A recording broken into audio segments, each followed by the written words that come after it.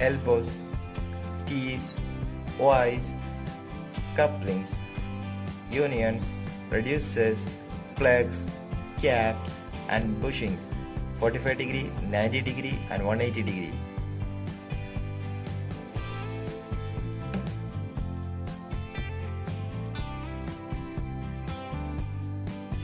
Steel pipe joints may be welded, threaded, grooved or flanged.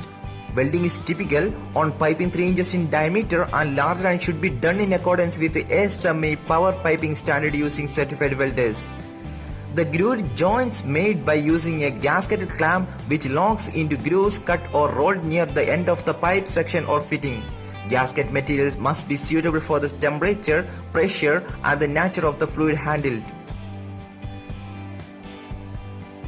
Copper pipe joints may be braced, threaded, grooved or flanged.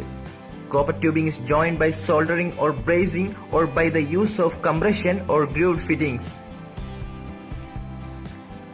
FRP and PVC piping are usually joined by use of solvent cement. Flanged joints are also employed. Some other plastics are joined by heat fusion. All piping systems must be provided with unions screwed or flanged at connections to equipment and valves.